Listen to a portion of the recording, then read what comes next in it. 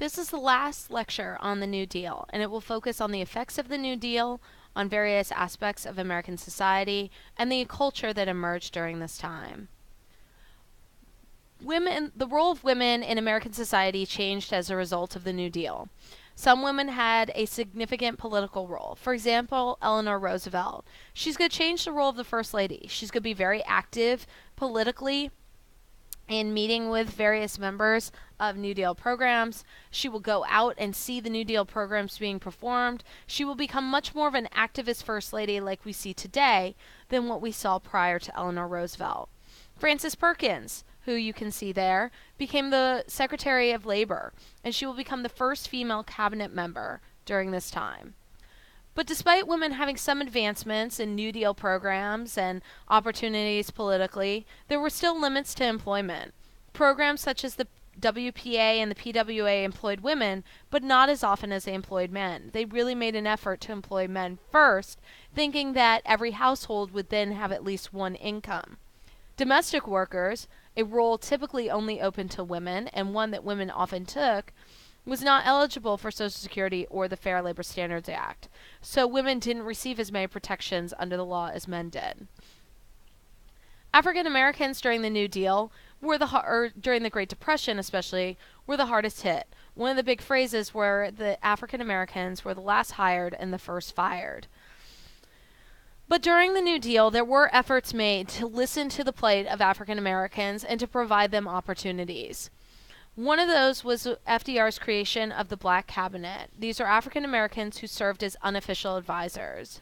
Two of the leading African Americans in the Black Cabinet was Mary McLeod Bethune. She was a major activist and civil rights campaigner.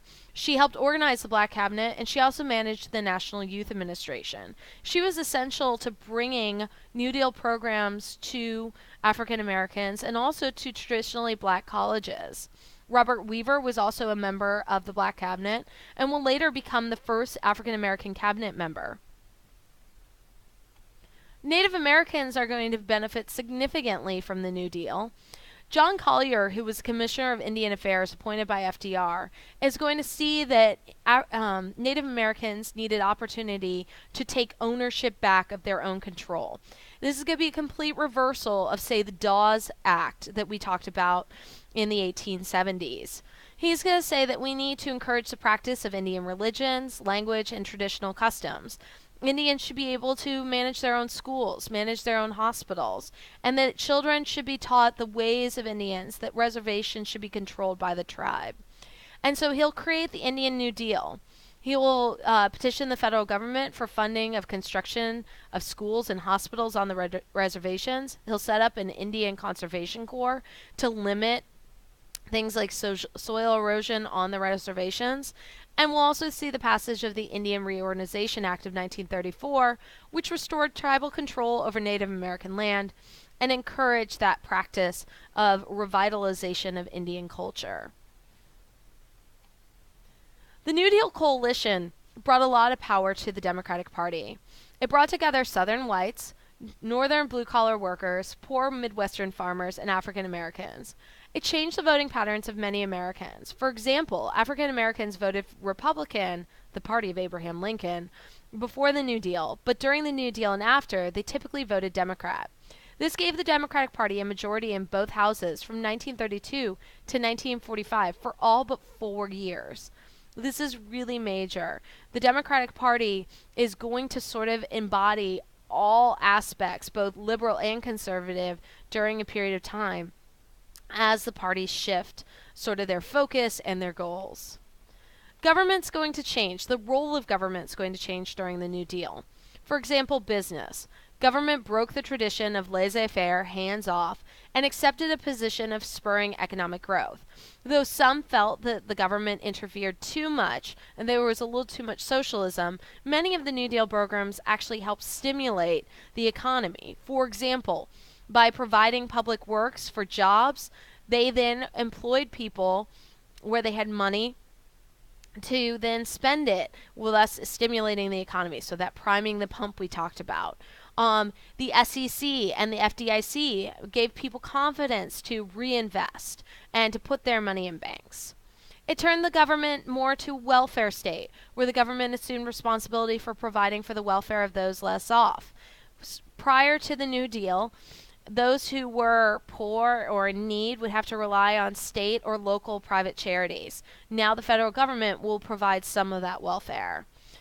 A bigger push for conservation. The federal government's going to work to end the Dust Bowl and to preserve the national parks. And also a big change to the presidency. FDR is going to be an essential part of changing the presidency and creating the president to be more of a leader in the federal government. For example, he's going to create a number of large agencies. They'll have little congressional overhead that report straight to the president. Thus, he will be guiding their roles rather than Congress guiding the role of these agencies.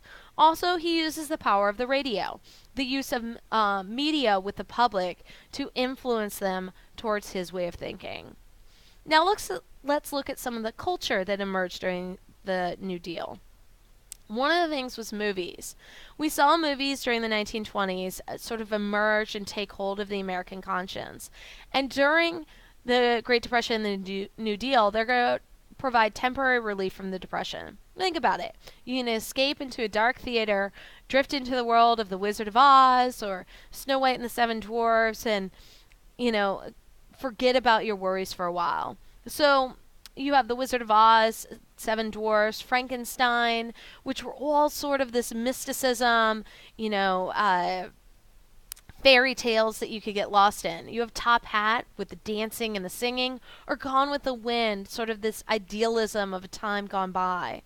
Then you have Frank Capra, who was a major director of this time period, who all of his films dealt with American idealism and triumph of common man over adversity. His most famous was Mr. Smith Goes to Washington, a picture right here, where a young congressman goes and sort of takes over Washington and brings that American idealism.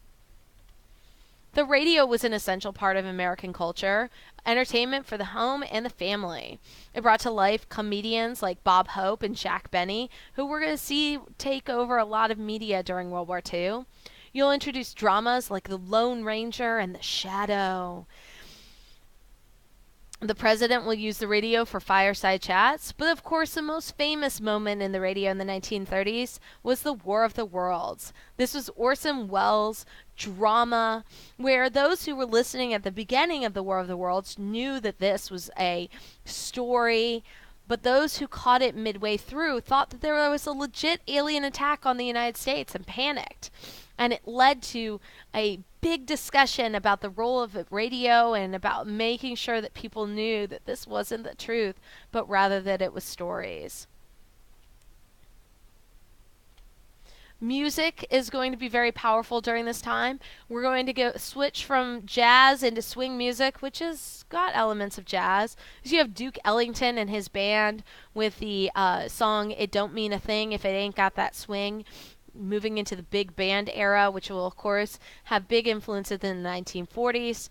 Your vocalist of the time period was Bing Crosby, and you also have Woody Guthrie, who sang ballads about the Okies. You probably know him best for This Land Is Your Land, but he also sang about like the Dust Bowl saga and the Ballad of the Okie, which will really talk about bringing to light the Dust Bowl problems to the American public. When it came to art is very much influenced by the Federal Arts Program. So you have the Federal Arts Project. We talked about the muralists during the Second New Deal. But you also have photographers like Dorothea Lange. And I have two of her most famous pictures here. One of the migrant mother, and then also of a gentleman who was an Okie traveling west. You have the Federal Writers Project, who recorded history and folklore of the nation. One of the biggest, most powerful projects that they took on was the Slave Narrative Project, which you see a picture there, the slave narratives from the Federal Writers Project. They went around and interviewed all of these former slaves and got their oral history. And so that we have these recorded histories, these slave narratives, before these people passed away and we lost that time period forever. And then you have the Federal Theater Project, where playwrights are going to write their plays and they're going to perform these stage performances for free to the American public. When we look at literature, we have a number of books like Grapes of Wrath by John Steinbeck about an Okie family pushed out by the Dust Bowl who goes to California looking for new opportunities and runs into greed and corruption. You have Native Son by Richard Wright, which explores racial prejudice in the northern cities. You have playwrights like Lillian Hellman, who wrote strong roles for women during this time, or Clifford Odets, who focused on the working class in the Depression. And then you have the escapism of the comics. You have Flash Gordon, which was a scientific comic, or Dick Tracy, the detective story, and the emergence of Superman, a superhero comic where, Clark Kent can overcome it all and just be an average guy who is also secretly a superhero. Don't we all want to be? This is the last lecture of the Great Depression and the New Deal. Our next set will start on World War II.